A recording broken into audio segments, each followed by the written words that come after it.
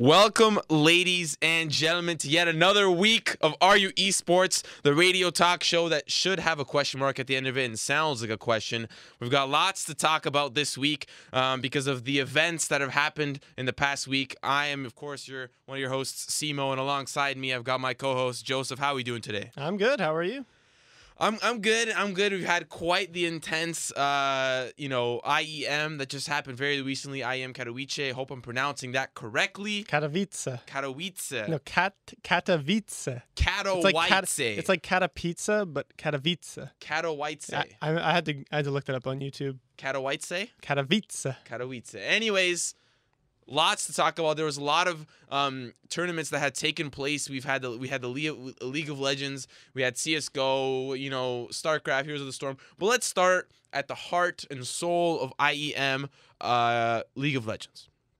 So obviously, Group A was Royal Never Give Up, TSM, ESC Ever, Origin, and Group B was SKT1, Fnatic. QG is what people mainly call them, and lastly CLG. First place to take it on home was SKT1. Coming into the tournament, SKT was currently 6th place in the LCK, but they took home the entire tournament. And every game that I watched the entire Fnatic series. Fnatic just seemed, all right, let's try this. Okay, no, let's try this. Okay, a second game, we got it. Let's try. Okay, third game, let's bring it on home, boys. Let's bring it on home. And then SKT always seemed to have their number. Yeah, what's weird is everybody kind of thought since SKT was not doing so well in Korea, they were 6th place, that maybe this would be the tournament where they fall, especially because this is the best of that China has to offer. This is who was sent to this tournament. People thought that this might be China's time to come back and take their number 1 or number 2 spot. But I mean, it was expected SKT also would be number 1. And I'm actually surprised that it was Fnatic who was 2nd place. Yeah, it's true, but I do have to say that they are kind of a little bit of a fresh roster. I mean, of course, Spirit, Gamsu, Febivin, Reckless, Reckles. I mean, they're all fairly solidified. Febivin and Reckles. Reckless? Oh my goodness. Reckless. They're all fairly known in the team. They're a staple of the team. But recently, Gamsu, Spirit, joining the roster at the beginning of the year, kind of found their home a little bit on the IEM stage. We saw Spirit playing phenomenally on such a huge stage, and then Clash or Cly. I think they called him Cly during the tournament. I think it was Cly. Okay. Clash. He played really well. He did play really good. From straight out of solo queue, playing up against the likes of Mata and who's the support for SKT? I think it was Wolf, I think it was, or Bang, whatever. It's always every time I see them, it's different. Even Yellow Star and Afro Moon, all the people that were there at the tournament. Mithy, who's also a world-class support. Everybody who's made a name for themselves already. Here's Cly, straight out of solo queue, does very, very well for himself. I mean, of course, they have to bring this back to the European LCS. Hopefully they can produce numbers now. But what do you think? Okay, this is just a really interesting question. Fnatic making it all the way to the finals. Origin barely even scraping out any wins at all. Fnatic near the end.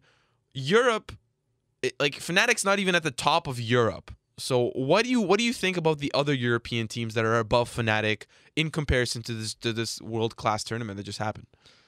I don't know. It's really weird because from the last IEM, from any last international tournament, Fnatic definitely downgraded when they lost Huni and Reignover, and especially when they lost Yellowstar. So I was really surprised that they actually managed to get to the finals with SKT.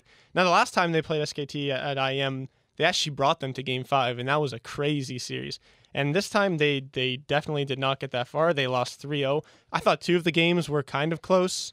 Mm-hmm. The second one was a little bit of a stomp, but I thought definitely the third game was very, very. But I found that there was always a team fight where it was like, okay, everything's kind of even at this point, and this one team fight is going to decide kind of the rest of the game. And I thought that if Fnatic maybe played the team fight a little bit better, they could have won They could have won either the first or the third game. I definitely think the 3-0 definitely doesn't tell the full story. But in terms of Origin, they went really far in Worlds with almost the same roster, just switching out Power Reveal with Expecke. So that okay, honestly, that's still a big move. That's like okay, like I know that Expecke is like no Michael Jordan, but it's honestly like trading, you know, an important like a quarterback for a quarterback. Like it's an important role that Expecke plays in the mid lane. Okay, mechanically wise though, it is an upgrade for sure. Okay. The only thing is I think taking Expecke out definitely takes away the captain figure or even the shot caller. I'm pretty sure he was the shot caller.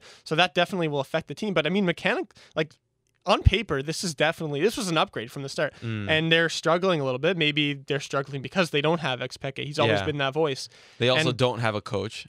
But then they literally said, like, if we weren't forced to have a coach, we wouldn't even have one. Yeah, no. So I don't think they're some of the players on the team I don't think are the type of players that would ever respect a coach. I'm thinking more about Soaz. Yeah. He's kind of like what's the word?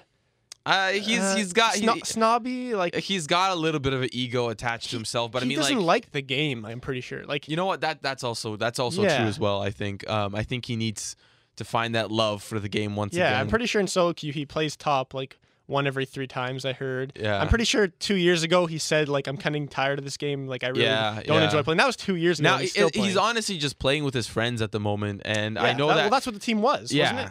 Yeah.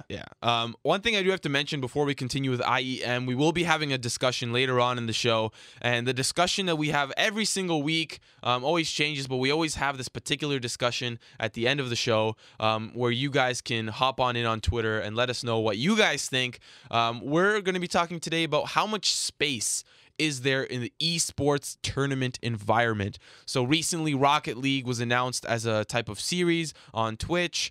We've got, Black Ops, which recently made an appearance, Guild Wars 2, Overwatch is on the way, World of Tanks, the list goes on and on. So we want to know what you guys think about the current esports scene. Like, is there room for more esports to come into the scene? I mean, we've already solidified that there's like big four, there's like the big four main esports or the big three, whatever. But is there room for more? Let us know what you think at RU _esports. That's our tag on Twitter.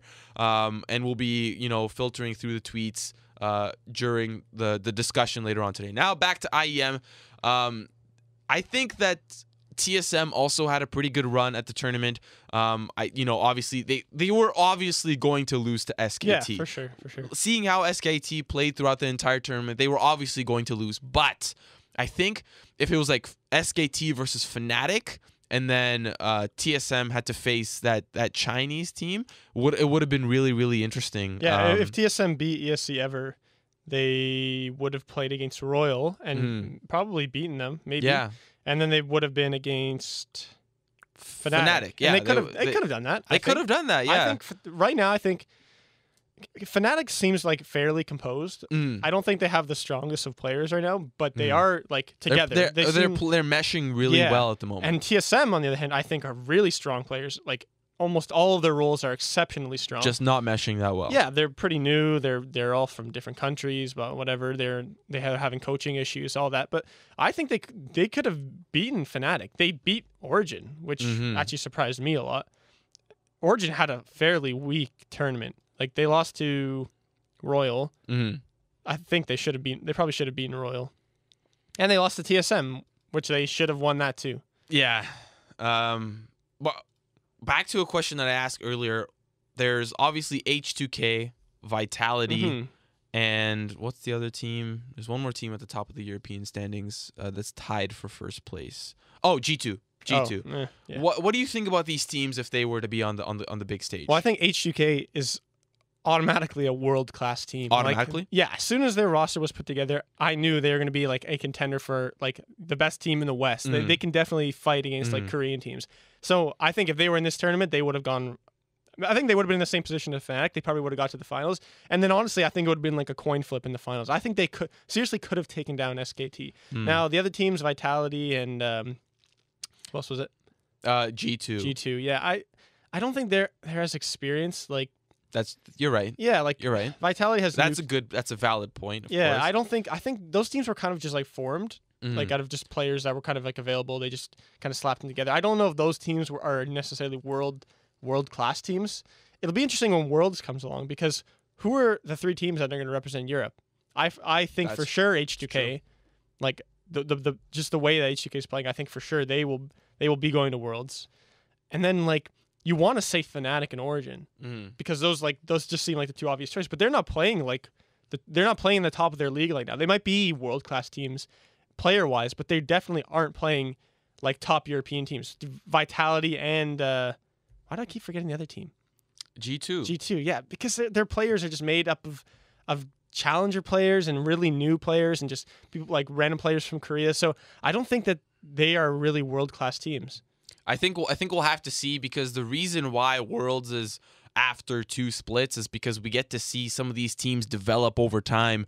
We obviously know that TSM has not had the easiest time developing, but you know, a team like Vitality, who's got Cabochard, who's kind of like the new Darien, the new era Darien of this year. We've got Shook, who's always been this underrated jungler, and I say underrated because he's always been on these phenomenal teams and he's performed you know? So I think that, you know, Shook has been given the opportunity to really make a different name for himself. We've got Nuke Duck, who used to be a world-class mid laner who kind of fell through the cracks. Yeah. Kasing, who was on the last IEM run through with TSM. And we've, you know, G2 also has some interesting players like Emperor. He played in the NALCS. Kikis, who used to be the Emperor jungler. played in Korea too. Yeah, no. He so played I mean, on CJ. These guys have these young guys have some time to build a well-oiled machine. We've got the playoffs coming up soon, so we'll see how these teams fare off against one another. Whoever wins the playoffs, if Fnatic does not even make it really to the semis in the finals, it really says a lot about IEM. And same goes for the NALCS. Like, what if Immortals was at IEM? Like, they would have, I think, just absolutely shredded through every team. Immortals is kind of weird because they are also a brand new roster. Yeah, they are made up of really good, pretty experienced players. But yeah, they're not proven yet on the world stage. They're only proven in North America, which really means very little in terms of like world class teams. I'm actually really excited to see them play against like the best Europe has to offer, because if they play like they do in NA, they can just stomp all over an EU team, and that would kind of ignite the rivalry between EU and NA again. How cool would it be to see like Immortals just like manhandle H2K or manhandle Fnatic? Yeah, no, I'd love to see them manhandle Like, SKT. But realistically, I mean, European teams are like European players and teams are usually better than North American teams. Wouldn't you agree? I mean, the 10th place European team could probably beat like the 8th place NA team. Like, they generally, but I'm talking about, like, generally are better. Top tier teams usually are made up of like stronger players. Yeah, I mean, in Europe, this is, you know, they don't really get out. They don't really get out too much, you know. There's a lot of snow. I mean, they spend a lot of time indoors. In Europe? Yeah. That's not really a lot of snow. I know that might sound like absolutely ridiculous, but I used to read a lot about Swedish producers, music producers, and in the interviews they would say a lot of the reason why they just would spend so much time perfecting their craft is because it's snow. I mean, they don't want to go outside. I mean, they can ski whenever the hell they want. There's snow everywhere. So a lot of the time, Swedish producers and, you know, even Danish producers would spend a lot of time indoors perfecting their craft with music. I would only assume that the same applies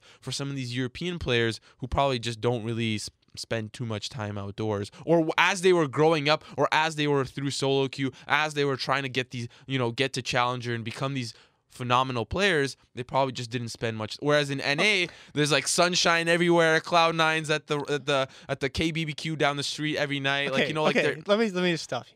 Do you honestly believe, like, in Sweden they live like in igloos and they're stuck in the snow like all the time? That's not what I'm saying. It's like that's here. Not what I'm saying. It snows in the winter and it's hot in the summer. Yes, it is. That's not what I'm saying. You're saying that they play a lot of video games because they're constantly stuck indoors because they're snowed in. God, that's what you're saying. No, I'm not saying they're stuck snowed in. I'm just saying they're like, okay, you know what? Like, for example, there's probably people in North America who play video games and they don't like physical activity. If you live in Europe, that's most players. Hold on. If you live in Europe and you don't like physical activity and it's snowing outside, what are you gonna do? Dude, I think people in Europe are way more sociable than people in North America. You know what? We'll just have to set aside our differences. You want to agree to disagree? It's not my. It's not my be all end all theory. Save this for another discussion. I think it's who's more antisocial, North America or Europe? Whatever. Let's continue. This is a good talk for another time. All right. Okay. Anyways, where were we? Anyway? You were saying how European. Let's continue with Europe and. You were talking about Immortals, and you were like saying how European teams are generally more advanced and more skilled. More skilled, definitely. Yeah. But the game sense I feel like is a little even nowadays for sure. But the reason it is now is because North America. And we'll get to this, but North America has really been injected by like tons of talent from other regions. It's true. Not North America. It's true. Like especially like. Okay, maybe coaching wise, like they're all North American guys, but they've all learned from Koreans, and especially the players. Most of like the top teams in North America, not many of them are made up of like mostly North American players. The only one I can really think of is CLG. And he's from North America, right? Isn't he from maybe? Why do I think he's Korean? I have no clue about that, but I'm gonna take a quick look at the North American standings. Immortals, they have an import. Yeah, he's from Korea. Cloud9 has an import. TSM is built around imports. Energy are all imports. Liquid has Piglet. Team Impulse has imports. Echo Fox has Froggen. CLG has a Korean in the mid lane. Literally every team. So that's what's kind of like dumb because if you think about European teams, which European teams have imports? A lot of them are based around like around their own. It's basically just like Fnatic with they had Huni and Reignover. Yeah, like the top 3 teams. Ryu is on H2K, but that's the only import on that team. And I can like. That's why I think H2K is such a strong team because they are made up mostly of Europeans, players. And especially, you know what's actually funny about H2K is their coach. Their coach probably is actually North American. Yeah, exactly. And he's kind of like. Yeah, I want to call him a genius, but like he's a pretty smart guy. He's a great coach too, from what it sounds like. They all love him. G2 has like 1 or 2 imports, and Vitality, Unicorns of Love. Yeah, especially the bad teams. They don't like try to just get some random Korean. Except Giants. Yeah, except Giants. Giants. We don't talk about Giants gaming here on the show. But yeah, back to IEM. I think we just absolutely dived right into Europe. Well, we were talking about Origin, and they had a really, really poor. Yeah. I mean, CLG did as well. CLG had like a whatever showing. CLG took a game off Fnatic. It's true. Which I didn't expect. It's true. But they didn't really make it that far outside of that. China has always been looked upon as this second to Korea. Mm-hmm. I think that China's trying to compete with being better than the Philippines right now. Like I think NA and Europe are better than China. I don't know about that. The top. They sent the top Chinese teams to this tournament. Literally, there's two brackets in the LPL, like GQ's QG's on the top of one side, RNG's on the top of the other, and they got plastered. They got absolutely creamed. They got battered up into pancakes, and they got served cold on the IEM stage. That's what's weird though. Is like last Worlds, hold on. I'm gonna just one more point. Mm-hmm. They have literally Uzi, world-class ADC. Mata, world-class support. Looper, world-class top laner. And you can't do anything? Like, mechanical skill. You know what I think it is? I'm starting to think that with these meta shifts, it's hard for some players to keep up, or it's hard for them to have the same impact they once had. I think it's more in China. They are also importing players, especially from Korea. They're just paying insane amounts of money to get them under contract into their teams. And I don't know if that's really working because there's always going to be that language barrier. Like, it's true. Most of these teams that have like mixed players are not speaking Chinese. They're not speaking Korean. They're speaking English. So every player on the team is speaking a second language. It's true. That's a little messed up. You can't really have the best tactical calls if you're all speaking your second language. Now, I think what China should do is use more of their player base. Most of the player base in League of Legends plays in China. Listen, half of the semifinalist Chinese team was Korean, and they still couldn't beat Fnatic.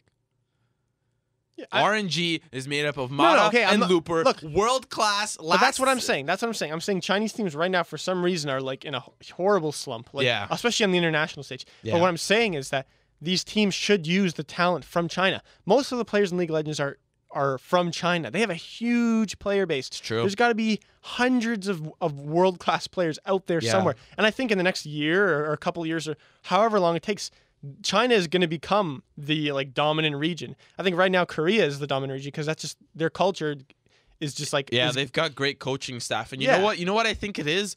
I think nowadays I would like to compare this to the Leafs. Now, for all of you people who are not Leafs fans or who don't really care at all about hockey, there's only one thing that I know about hockey. I don't know anything about sports. I'm just like your favorite esports elitist. That's me. Hockey. Maple Leafs hire a coach. They get a bunch of young new players on their roster this season. And I think what the key here for the Leafs' success can be applicable to some of these teams all over League of Legends. NA, EU, LPL, LMS, LCK.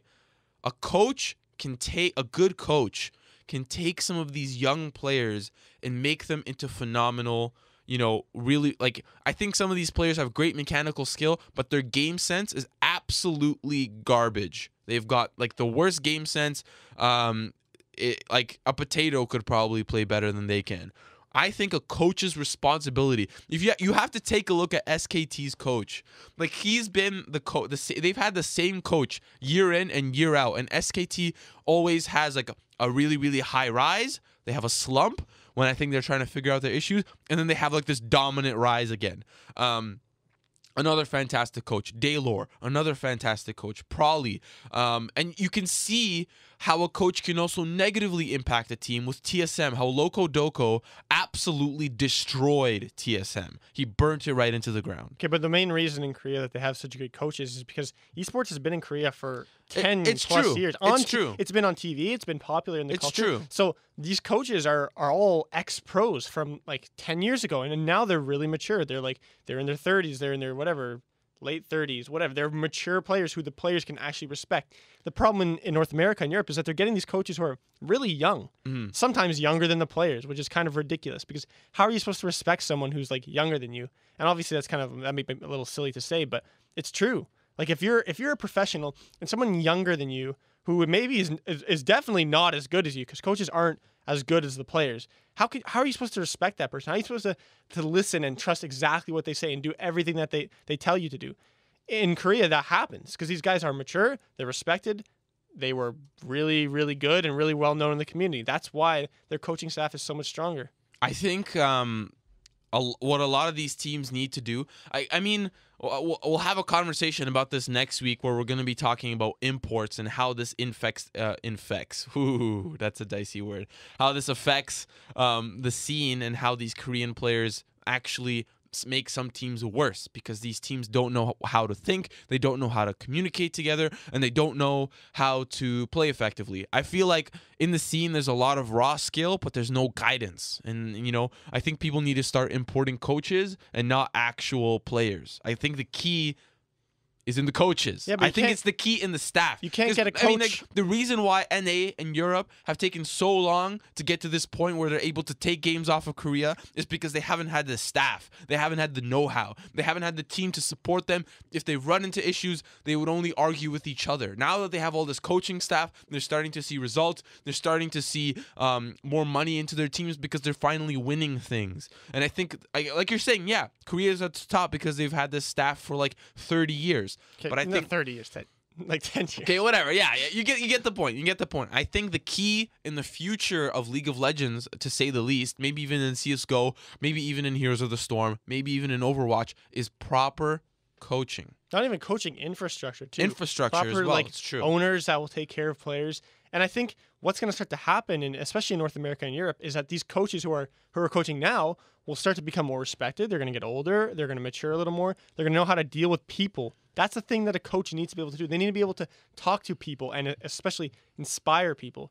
Someone who's just a brand new coach, has no experience, is definitely not respected. Like, you can't talk one-on-one talk to one of your players and give them a pep talk. You can't do that right off the back. You need experience, and that's going to start coming. And I think some really good coaches are starting to emerge in the West for sure. Yeah, no, for sure. I mean, one coach that I like to talk about, in my mind, I think that he's okay, but I think he's got some more recognition now than he's ever had as a player. Cop. He used to be the coach for Gravity Gaming. Guess where he's coaching now? Actually, I don't know about this. I don't even know. Is Cop? Do you think Cop's a good coach? I mean, yeah, I'm sure he's an okay coach. I think He kind of seemed like a goofy guy. where's he coaching now? Are you sure he's coaching somewhere? Oop, my mistake. No. He was a coach. I was thinking about Immortals coach backs, and it's not Cop. It's Dylan Falco. He used to be the analyst for TSM, and then he moved over to coach Immortals. Now look where he is. Look what he's done. He knows what his team can play. They practice things outside of LCS, and they practice things in scrims, and but with Immortals, we don't really know what the coach is doing. It's true. No team specific in sports team, you know exactly what the coach is doing. You see footage of him talking to players on the ice or whatever it is. He does press conferences, all that stuff. You know what the coach is. The coach is getting paid big bucks. Everybody knows who the coach is. In esports, it's nobody knows at all what the coach does, except for a few TSN legends where they follow the team every day. You see what they want you to see of the coach's duties. In Immortals, I got the feeling that the coach in Immortals is kind of just the guy who's there for the team, and it's the players that are getting the results. They're just really good players, and they're kind of just dominating. I think that's not entirely true. I think that we don't know. That's we don't know. We It's don't true. know. You're right. That's you're what right. I'm trying to say. You're right. Maybe You're right. Yeah. But one coach that we know we've seen so much of in the life of In the life of Fnatic, they have their own reality TV show where they show the inside life of Fnatic. Daylor. Yep. What the team has talked about him, they say that during a pep talk or during a discussion, they start with the basics and then they build from there. Okay, can you play Kog'Maw? Can we build a protect a Kog'Maw comp? Okay, no, let's go back down to basics. Okay, Spirit, can you play an aggressive jungler? Can we get an early lead? Okay, no, let's go back down to basics. And then what they do is really, really impressive. And what Daylor used to do with Huni and Rainover is impeccable. But let's bridge away from coaches as we'll talk a little bit more about their impact and maybe Import's impact next week. In CSGO, we do have to say from here at RU ESports, happy International Women's Day. There was a tournament at Katowice called the Intel Challenge, where it's literally only female players are allowed in CSGO, and WRTP, also known as We Run the Place, came in first. The team We Run This Place won last year under a different name. I think it was Bad Monkey Gaming, but they just reformed as a different team. And CLG Red, who are really, really good players, came in second, and they're constantly at the top three, but they're never able to bridge that gap to be first. But yeah, CLG Red is they're one of the best women's teams in Counter-Strike. They're made up of just basically they're all North American players. So they're kind of CLG kind of just took the best North American female players and put them all together, and they all like each other. They have a gaming house. They hang out with the male team. They all of CLG's teams live in one house. All live in one house, which is really cool. It's cool. But they came in second to the European players, and European players are just better in Counter-Strike than North American players, both female and male. It doesn't really matter. Yeah. But there's not really a surprise. CLG Red definitely practices a lot, and they seem like they mesh really well. But we just thought we would give a shout out to that tournament because a lot of people didn't know that it was going on. Yeah. And it was really overshadowed there's a lot of female players that play Counter-Strike. A funny story, actually. I was playing a match a couple of weeks ago, and this this I was playing with, I knew she was a woman, and she kind of sounded like a bit older. Like I was a little confused because she sounded like she was like in her late like 60s or like late 50s, and she was a little bit slow. Like she was kind of like moving her crosshair a little slowed and like a little slow reaction time. And I was like, I didn't really care. I was just having like we were just having fun. I was like, oh, good job. Don't worry, that was good try. And I asked her like, oh, like, do you play a lot? She's like, oh yeah, I play like every day or so. I have a stream, and she told me her stream, and I looked it up. And apparently she's got like a few 100,000 followers. And I forgot her name, but basically all the pro players know her. Oh, they give her goodness. skins. Apparently she bakes cookies for them. And I looked her up, and she's actually like a prominent figure like on Twitch. Like she's a God. big following. Jeez. I think in her bio she's like 59 years old. Oh. Which is crazy for That's someone that crazy. be playing Counter-Strike at that Yeah. age in general. Never mind like a woman. Yeah. And she was actually like pretty good. She knew a lot about the game. Nice. Yeah, I'll find her name. That's crazy. You're famous now. Like She even wrote on my profile, great frags and plays, enjoyed the game. Her name is Binny. Binny. Yeah. Nice. She's very, very, very nice to play with. Wow. Personal Let's see her story. Twitch. She has, hold on.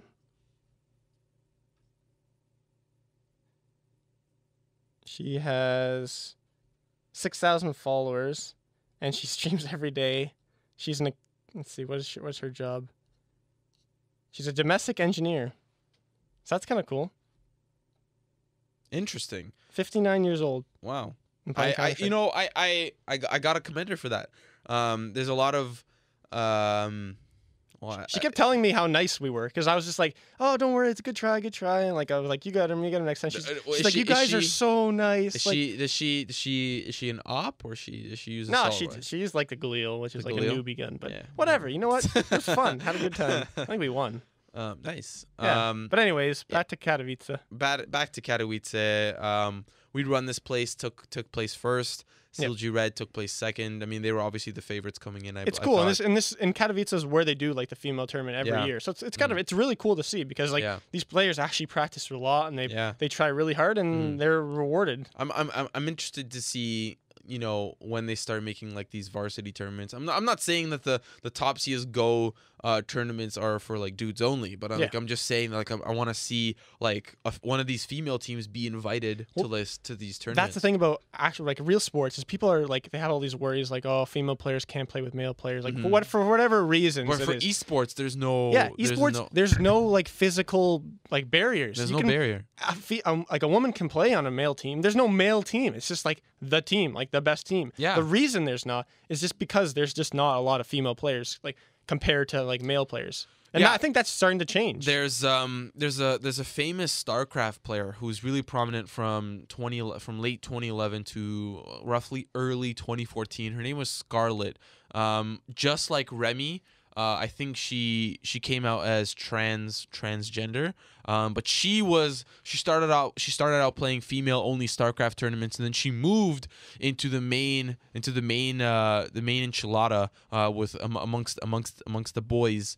And she was taking games off of everybody. She was the last Canadian hope, is what they used to call her. This would be a good topic, like for a esports topic. So we should save this. Yeah, this no, banter. I know. And speaking of StarCraft, she used to beat this player Huck. She used to beat this player Huck all the time. She would always have the better of Huck, and Huck made it to quarters at IEM for StarCraft. He didn't make it past quarters, but he had a good run. Another guy, Masa, who we were rooting for here at the RU ESports desk, he made it just before quarters. Poor guy. But Huck, he made it to quarters. Would have liked to see somebody in Canada make it to semis at least, but like it's tough. Koreans are just the best at StarCraft, and it's just hard. Just like League of Legends, basically. It's hard to get around that. But congratulations to those two. Huck obviously didn't walk out without some coin in his pocket, so kudos to him. Heroes of the Storm, not too much to talk about there. Dignitas finished that in first place 3-0.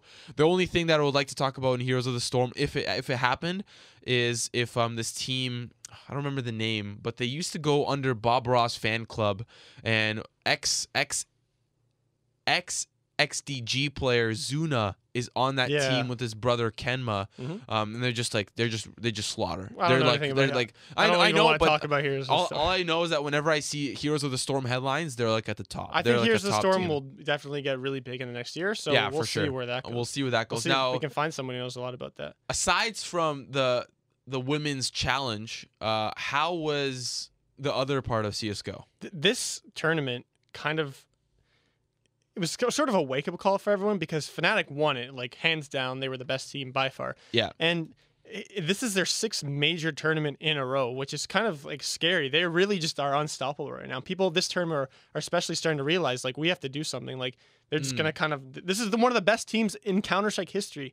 They changed one player and they are still winning every single tournament. One of the major headline as well from this tournament was the Brazilian teams. Luminosity made it to the finals against Fnatic. They were beating teams like Navi, all these other teams, top teams. And Brazil hasn't really been the strongest region for like the longest time. It's only been the last like few months where Luminosity has really gone to like these top 8 finishes. It's crazy because North America can't even put one team into like they can't get one team out of group stages. Meanwhile, Brazil can get one. And now they got a second team, Tempo Storm, a brand new lineup, basically the sister team to Luminosity, made it out of groups, and they also got to the quarterfinals. Jeez, is Brazil the new CS:GO threat? I think it honestly is because you can't in Counter-Strike, like teams that have multiple countries that have multiple teams. There's basically Fnatic, Sweden, and then they don't really have like a top team. They have Ninjas in Pajamas. Seems like NA just sucks. NA does suck. It's really a bummer because this Brazilian team that was just formed can go way farther than any established North American team. The reason that is though is because this one guy can put together all the best players in Brazil. There's no like top organization in Brazil that's gonna like hold like contracts. He's just the Ocelot of Brazil, pretty much. His name's Fallen, and he's on the best team in one of the star roles. He performs the best on the team. He's a shot caller. He organizes he does all the general travel. manager and star player. and That's star ridiculous. Player. That's ridiculous. He could just put together all the best players and make a best team. In North America, we have all these contracts, and you can't really put together. There's no infrastructure in Brazil, and he's just like, you know what? I don't care. He said, I'm gonna make one, and look what he did. Yeah. He got 2 teams in the top 8 of IEM Katowice, and NA didn't even qualify for this tournament. That's crazy. I think I'm surprised to see that South America finally has like an esport they can call their own. They've always been like good, like okay, like they've been good in Counter-Strike, and in League of Legends they've been like okay. They usually go to Worlds. Yeah, but I mean, you know, 1 in 15 is okay, right? Yeah. You know, last place. Okay, fair enough. Fair enough. In Counter-Strike, they're I've coming out heard that huge. they're pretty good at Dota as well. South America and the Southeast Asia area with Taiwan, Philippines. They're pretty good at Dota too. But League of Legends seems to be not their forte. That's okay. We also that's about it for IEM. Let's just touch on a little bit about League of Legends. We're going to be talking about this as the season ends and we're starting to get into the Challenger Series and the relegations. There's actually a game happening right now. I believe it's TDK up against Ember. Let's take a quick look to see how that's turning out. What are the stakes of this game? It's currently game 2. Whoever goes to the finals of the Challenger Series. Now, before, how it would work is if you came in first in the Challenger Series, you would automatically make it into the LCS. But I don't think it no longer works like that. It's really confusing. Yeah, it's confusing. Basically, the top teams get a chance to be in the LCS. They either are or they fight against lower teams. Yeah. So get this. It's kind of crunch time, right? Get this. This is important. This is important to note. So Ember's team is Solo, Santorin, Golden Glue, LOD, and Stunt. Golden Glue, we know that he's the automatically replaceable mid laner that everybody just throws in if their mid laner catches the flu. We've got Santorin, who was recently brought from Europe from the Challenger team, Team Huma, and he's already playing. That's really important to note. If Ember makes it into the LCS, that's big news for Santorin. He's back in. LOD, who's pretty good, 80 carry, used to play for Cloud9 Tempest, I believe, and Stunt. Stunt is the new and improved North American support hope. He's currently got the highest kill participation. Like, he's got the highest KDA. He's a phenomenal support player, and he knows it. He knows he's the top. He's the top dog. They're up against TDK. Now this is crucial to note. Renegades playing next week. Alex Ish is no longer the mid laner. He got thrown over to TDK, and they took Ninja, who was the better TDK mid laner, and they threw him onto Renegades, and they threw Seraph up there too, and they took Flares from Renegades and threw him down to TDK. I think what happened with the Renegades team is at first maybe Monty or whoever's in charge of making decisions. Yes, Alex Ish. Yes, He's yes, like, yes. You know what? You want me to be part of this team? Sure. It's kind of a stream team. Yeah, sure. This will be fun. And then as soon as they started doing so badly, like they were at the bottom of the league, they weren't winning anything, they're probably like, okay, we've had our fun. Let's get rid of these like old guys and these like these popular players, and let's get in some like decent players. And Seraph actually proved himself that last week where he subbed for them. He went ham and he won them that game. And I remember even one of the casters saying like, you guys got to sign him. You got to sign him. You got to get him on your team. And they did immediately. And I was actually surprised they kicked Alex Itch because he's not like that bad. And he's kind of like a very, very popular like person in the community. I wouldn't think they would just like bench him like that or send him down to TDK. Like, TDK looks like a graveyard right now. This is made up of like players from now. Renegades. I do have to mention that the only hope that TDK has is this guy named OHQ or OHQ. I don't know how to pronounce that. I think it's OHQ. OHQ. He's phenomenal. I think that any region picking him up will do really, really well. Is he North American? He's Korean. Oh, he's okay. really, really good. He's currently got the highest CS per minute. Like, I think he's got something that can be something great. Like, I think he's got really good potential. So that's TDK and Ember. The other two teams, Apex Gaming and Team Liquid Academy. Apex Gaming is composed of Chris, Eve, Keen, Police, and Xpecial. You recognize Keen and Xpecial. They're both, players from around the region. And Chris has been trying to make it into the LCS for the longest time. And now, Team Liquid Academy, their top laner, last year when I went to LAN ETS, he was the top laner for the team that came into first place. And that's like the team that was the people that were broadcasting the tournament. So Esports Canada was asked to broadcast the tournament, right? And they also sponsored a team, and they called them like ESC Black, or I think that's what the team was called, and ESC Black had this top laner Zig, who's on Team Liquid Academy, and they came in first place. So he's really, really good, and he played phenomenally in Montreal when I got to cast this game. And Fabi, also in Team Liquid, the gatekeeper of solo queue, also known for his Draven and just troll style. So I think it's really going to be down to Ember and Apex Gaming, because Apex has got, Xpecial, Keen, and 2 Korean imports that are doing pretty well. But that's pretty much all we have to talk about NA Challenger. Also, in other news, Altec is back on the Energy roster. Just drama, but he's back in. He didn't even say why he left. He's like, I'll put a statement soon. Nothing came out.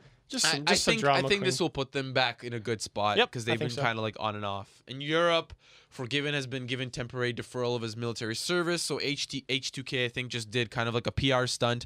I mean, of course, Forgiven, he had to, I just think this was, like, I think he knew he probably could have deferred it, but I think this was a little bit of a PR stunt on H2K's behalf. I could be wrong. I could be just, blowing in the wind, but it doesn't seem like that big news that he got a deferral. Like, it was big news when he couldn't play, but now it's not big news when he got the deferral. I think they just got like this bandwagon. I think it kind of sucks he can't play like any longer. How long? What was the period that he could play? I think it was 6 months. That's maybe that sounds right. Yeah, that sounds right. You can't even go to Worlds. That sounds right. That's kind of a bummer. Yeah. So we're interesting to see how the season ends. I think we've got a couple weeks left, 1 or 2. And in our last weeks here on the radio show, we're going to be talking a little bit about the challenger scene and like who's going to progress and whatever. And once we get there, we'll get there. Let's move into our discussion of the week. Ladies and gentlemen, how much space is in the esports environment? If you want to have a little chat with us, let us know what you guys think. Twitter, that's where we will be reading your responses. Are esports on Twitter. Keep up with the discussion and let us know what you think. We will be keeping an eye on our Twitter to make sure that you guys get your answers into the show. So this week's discussion, we're talking about how much space is in the esports environment. Our main thought process is, hey, there's all these fighting games that are making tons of money. We've got CSGO, which is making tons of money. League of Legends, Dota 2. There's just all these tournaments now. Black Ops has entered the ring. Call of Duty has always been around, so I'm not labeling it a new esport. But they recently got like a really good production team, and they're starting to make like a league out of it. I was actually on their website today. Holy moly guacamole, it looks exactly like something that ESPN or TSN have. They have like a scrolling bar at the top, and it's just like the teams that are playing and like what date they're playing. I love it. I absolutely love it. I don't think League of Legends should go in that direction. They could if they want to, but I just think it looks phenomenal. Now, recently what was announced, Rocket League has announced their own kind of esport. They have like $100,000 tournament or something. I think it's called the RLCS, Rocket League Championship Series. Oh my goodness gracious! And then Guild Wars 2 has their own scene. Overwatch, World of Tanks. Does Guild Wars? They do. They do. It must not be popular. I've never heard of it. Pokemon, World of Warcraft, there's a whole lot of things, and here you have listed failing or failed esports: Infinite Crisis, Warcraft 3. Actually, Warcraft 3 wasn't that bad. No, it's failing. But now it's in the gutter. But before it was definitely up there, and it kind of has that like StarCraft expiration date. Like we don't know if StarCraft is heading in the pits, but it's kind of heading in that direction just a little bit. I think viewership is down for StarCraft, and I think that's mainly because it's hard to watch. It is hard to watch. It's hard to get into. It's hard to get into. I mean, I was at WCS last year. I helped with a Hearthstone stream, but there was hype. But there was no hype in the finals. There was hype like in group stage when like some of these guys were like going up against one another. Well, it's fun. There's hype in StarCraft, but a lot of players play methodically and they play safe. Well, funny. The only like major like esports events I've been to so far have been like StarCraft events. That was IEM Toronto and WCS Toronto. Yeah. And I mean, I literally started playing StarCraft the day before I went to those like events. I just started to pick it up again.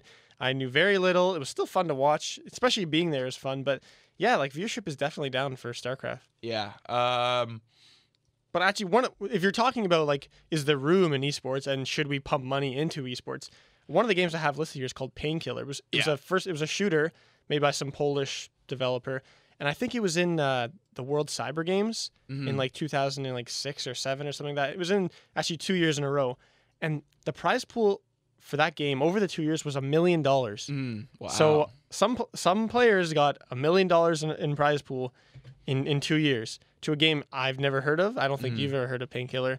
It just looks like let me Google this. It looks like a really mediocre like shooter. And I'm pretty sure the story that I heard with the game was that it was basically just like the developers paying World Cyber Games, like, please put our game in. We need more players. Like, it was just an endorsement, basically. There was no actual like competitive. Like, they basically they just told guys, hey, start playing this game, and there's money to make it. And if you practice the most, you'll get the most money. It looks like Diablo with guns, kind of. It just looks like a really bad shooter, and that's just an example of pumping money into a game that is not ready to be an esport. Yeah. Now you mentioned Rocket League. Yeah. I actually started. I bought Rocket League a while ago, but I started playing it this week after I saw that announcement. Yeah.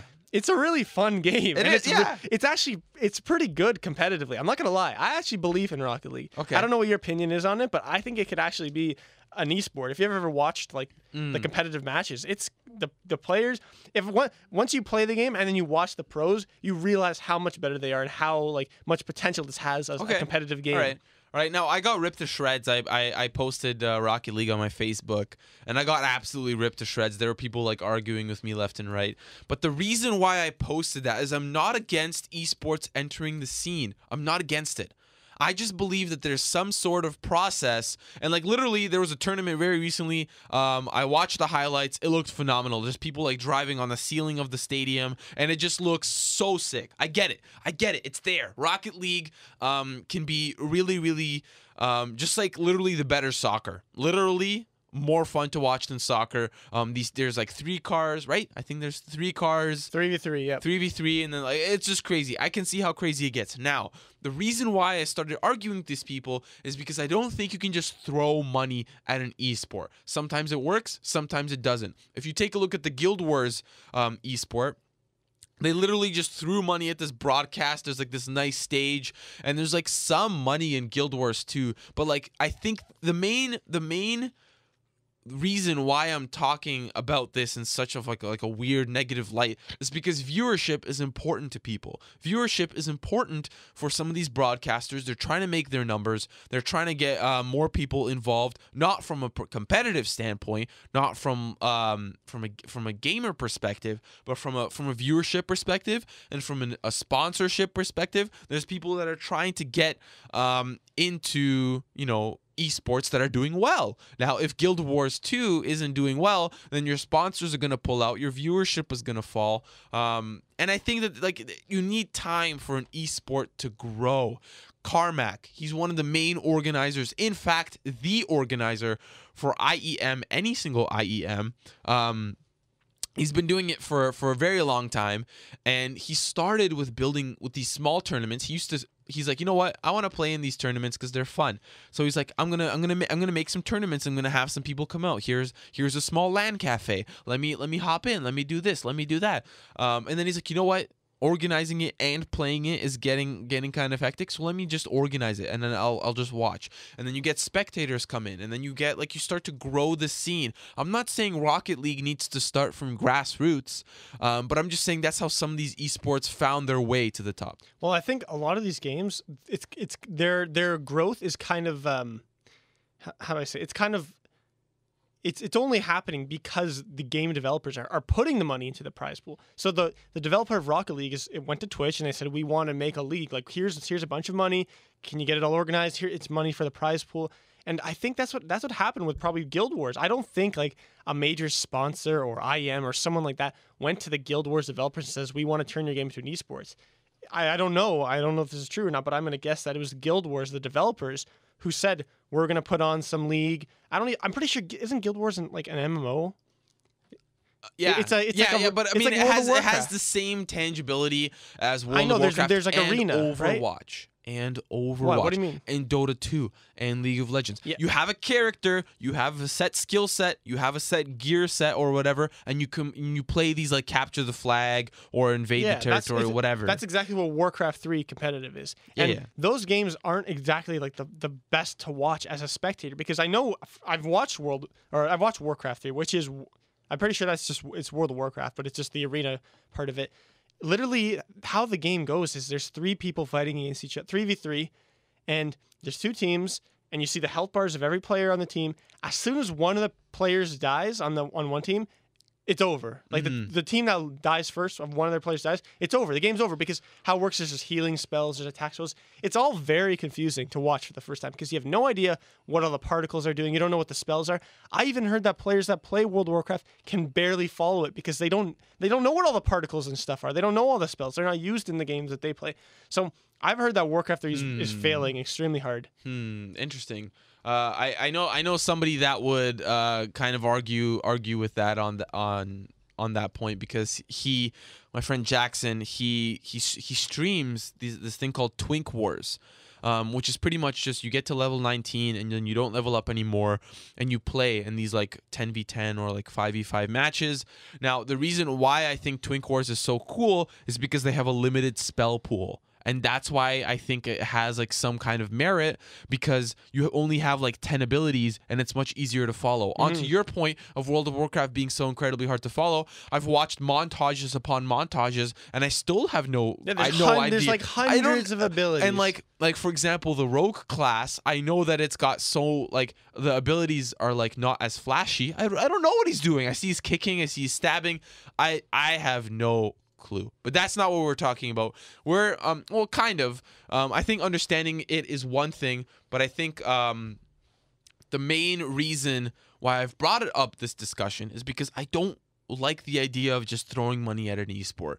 And I mean, for some people that might work, but for example, let's talk about Overwatch. It's coming out soon. it has the makings of an esport, but one of the things that I talked about with one of my colleagues, Jackson, about this topic is he said there's like a certain mold. There's like new esports games that are coming out, and there's like a certain mold that they follow. There's certain hype mold that they follow. There's certain like meta that they follow. And Overwatch has kind of combined, like taking elements from TF2, taking elements from League, and they've just made this game. Mm-hmm. Now, in the future, there's going to be many a more game to come out. But this mold is dangerous because it just means that companies are like, League of Legends is up and running. Let's just continue to pump in games like League of Legends, and that's what he's worried about. But that's what Heroes of the Storm was, and Heroes of the Storm is definitely not as popular as a player, just as a casual game to League of Legends, and it's definitely not as popular as a spectator esport game compared to League of Legends. Yeah, it's very popular because if you like, Blizzard were the ones who owned like Dota. It was under their game in Warcraft, and they let it go because they didn't believe in MOBAs, they didn't believe in esports especially, and now they're kind of back like pedaling. They're realizing the mistake. Like, they could have had Dota. Dota could have been their game. It's true. They could have had esports in StarCraft. They didn't believe in StarCraft as an and esport. I mean, sorry to cut you off, but that's why Blizzard partnered with Activision, and they're like, hey, backup plan, Black Ops. Yeah. Throw all our money at Not that. even backup plan. They realized their mistake, and they're trying to make up for it. And you know what? They're doing a good job to make up for it. I'll give them that. But they could have been they could have been in esports from the start. And I know that they did not believe in esports. So that's why StarCraft that's why StarCraft failed. Basically, that's why it's dying now, because they should have they put the price cap on the game. You have to buy the game for a set amount of dollars. StarCraft 1. People just got it for free, basically, and that's why it was so popular as an esport. When StarCraft 2 came out, people in Korea didn't want to buy the game. They just wanted they would just go and play the game like for free, like they wanted to. So that's why StarCraft is dying. Now, before we do have a tweet from our very, very good friends at Game Without Pain. They tweeted at us a question that I think we'd like to save for next week, but we will talk about it a little bit. What are your thoughts on industry game changers like Mind Games Weldon? Upon a little bit of research, Weldon Green is he's the head coach. Head coach for Ember. Well, he actually was he was coaching TSM for a little bit. He was coaching Fnatic. He's only one. I think he's a esports psychologist, isn't he? Yeah, and I've heard his name being tossed around a little bit. I think a lot of people are talking about how great of a coach he is. Like how great, he's helped people even when they're not on the same team. So like, for example, he's the Ember head coach right now, but he's like for example, like a TSM member will go to him and be like, hey, like I have this problem or something like that, and he'll like help him out. Yep. Which is crazy. I think that we talked about this a little bit earlier in the show, how a coach is really, really important. And I think for Ember, if we have, for example, let's say this Ember team, right? Let's say we have this Ember team. They play at a 5 out of 10 level. Let's say they play at a 5 out of 10 level. Let's say TSM plays at a 7 out of 10 level. Let's just say we're rating these teams based on how they play. Ember, 5 out of 10. If the addition of this magnificent man, Mr. Weldon Green, he could put Ember at a 7 out of 10. That's what I was trying to say earlier. Coaches add that little extra oomph to a team. Now, that might not always be the case. We've seen Loco Doco take TSM from a 6 out of 10 to a 5 out of 10. We've seen it backfire on some people. We've seen some teams who don't need coaches, like Origin. We've seen some teams who desperately need coaches, like Liquid. I think in this case, Weldon Green is a fantastic addition to the Ember team. He's not an addition. He's been there for a while. I think this guy is I don't think he's a coach. Like, I don't think he's a guy who you want maybe as your head coach. I think you want this guy to come into your, because today I was watching the TSM Legends, like the newest one. He was in there for like a week, and he basically just like talked to the guys about like spiritual stuff. Like, he helped them like to focus and like meditate, and he helped them like to like concentrate. Yeah, that's great. That's like amazing. I don't think you need him to be your head coach. I think you need him just to come in to talk to your players and get them on the right track. Yeah. I've watched some of his videos. He's very interesting because he's one of the first people to actually get into like esports psychology. There's sports psychology. Yeah. There's no esports psychology, and he's one of the first. And it's really, really interesting what he's doing because it's something totally brand new. Yeah. I think he's got to come to Canada. That's all I got to say.